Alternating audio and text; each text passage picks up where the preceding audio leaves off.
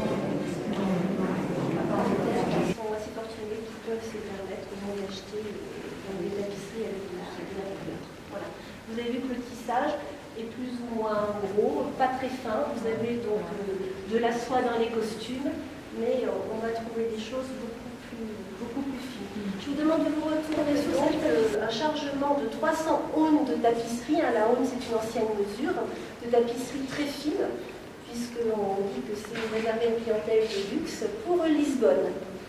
Et malheureusement, donc, le 1er novembre 1955, il y a le tremblement de terre à Lisbonne avec un tsunami, 90 000 morts. Hein. La ville est donc complètement submergée, dévastée. Et donc les amis aubusonnés de Ducamp et Jaucourt n'ont pas de nouvelles, s'inquiètent beaucoup sur leurs camarades. Et en fin de compte, ils reviennent sains et saufs. Et les tapisseries n'ont pas quitté le Havre, donc elles ne sont pas arrivées jusqu'à Lisbonne. Et ce serait une tapisserie donc, qui serait réchappée de ce tsunami. Voilà. Voilà l'histoire de cette tapisserie. Le tissage, ça vous donne donc, ces effets d'optique, de relief. Voilà. Vous avez votre boucher. Et donc ça, c'est une des tapisseries, une des plus belles de la collection. La tapisserie, le thé et la mouture du riz. Voilà. Donc là, vous avez la scène du thé, la mouture du riz. Donc, Boucher, lui, s'inspire des livres sur l'Extrême-Orient, mais il n'a jamais été des ouvrages, mais il ne s'est jamais déplacé, il n'a jamais été en Chine, par exemple. Hein. Par rapport aux ouvrages, il a réalisé des cartons de tapisserie sur des tentures chinoises. D'ailleurs, si vous faites attention, les Chinoises, elles sont souvent blondes avec un teint très pâle. Ce n'est pas vraiment le cas. Hein. Elles ont un petit peu les yeux bridés, mais c'est la seule chose. Et vous verrez, dans toutes les tapisseries, elles sont toutes blondes. Quand vous sortirez, il existe un petit livret que l'on donne, qui est gratuit pour faire la visite. Là, je ne vous l'ai pas donné parce que je me suis dit, monsieur, pas la visite, et regardez que le petit livret. Donc vous pouvez le réclamer à l'accueil, vous avez tous les noms, les tapisseries sont numérotées et chaque numéro est renvoyé dans le petit carnet. Et là, une dame tout à l'heure m'a dit, mais combien elle fait? Je ne connais pas par cœur, donc je prends mon petit livret, je me souviens plus du numéro. Et donc elle fait, et j'ai pas de lunettes. Ah bah oui. Et oui, 2,30 par 6,70. Voilà, 2,30 m, 6,70. Et elle a été glissée dans quel sens? Non, comme ça.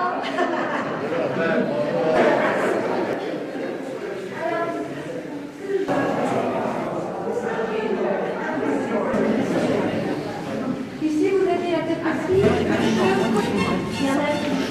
Il y a des stages encore en Aubusson, hein. On va apprendre à tisser. Hein. Il y a même une formation avec la Cité de la Tapisserie en partenariat avec le Greta. Je vous demande depuis un petit peu de regarder cette pièce.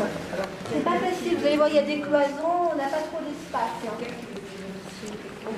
Alors, donc on a une formation avec la Cité de la Tapisserie en partenariat avec le Greta. La formation, elle est de 2 ans pour devenir ici.